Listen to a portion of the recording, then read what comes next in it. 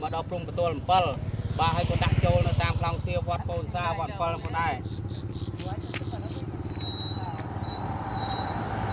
bà hay những khu không đá có miền cà chơi châu rùm pi sập rọt chân bà xây tiết bà cứ tìm muối lộc và hàng lục rục pet mình xiên pound và $10 thì pi lục sọc miền lụa lan tình lan nước phơi tạc con nè rồi nó phun bao piยังได้$27thì bay lục con prop pư và chòm chơi bay rất và $5thì 4 lục sấy pin hôi và $5ในจุดวอนที่5ลูกคุยบนท่อน50,000 រៀលទី6លោកស៊ូសាវីនិងភរិយាលោកស្រីចែនផាតសញ្ជាតិខ្មែរអាមេរិកាំង$260ទី7លោកសុខាលក់ឡានទិញឡានអ្នកនៅភូមិប៉ោះយើងដែរ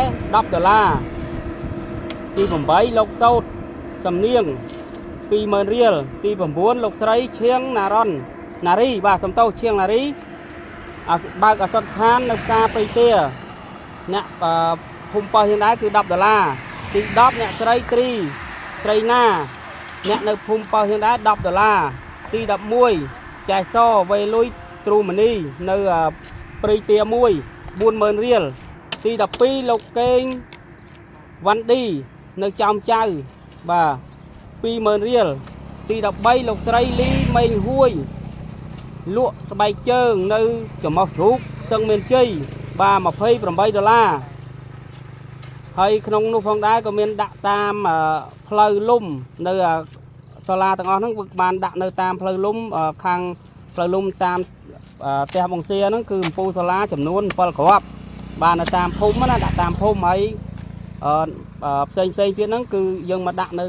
តាមបណ្ដោយផ្លូវ 71C យើងហ្នឹងនឹងចូលច្រកវត្ត7ហើយការចំណាយផ្សេងបាទគឺអស់$80ហើយសរុបទឹកប្រាក់ដែលចំណាយទាំងអស់បាទគឺ$1,241បាទសូមអរគុណដល់សប្បុរសជនផងដែរដែលបានតែងតែជួយឧបត្ថម្ភបាទតាមរយៈលោកចាន់សុកច័ន្ទដែលជាសប្បុរសជននៅរាជធានីភ្នំពេញបាទដើម្បីរីអង្គាសនៅថវិកាទិញនៅអំពូលសូឡាដាក់បំភ្លឺផ្លូវសម្រាប់ឃុំប៉ោះពីយើងបាទឃើញថាឃុំប៉ោះពីយើងឥឡូវបាទគឺភ្លឺមែនតើហ្មងអំពូលហ្នឹងបាទភ្លឺខ្លាំងណាស់បាទតាមផ្លូវហ្នឹងទោះបីយប់បាទយប់ស្មានណាក៏ធ្វើដំណើរបានស្រួលដែរបាទអរគុណច្រើនហើយជូនពរដល់សប្បុរសជនទាំងអស់ជួបតែសេចក្តីសុខសេចក្តីចម្រើនរកទទួលទានមានបានគ្រប់ក្រុមគ្រួសារ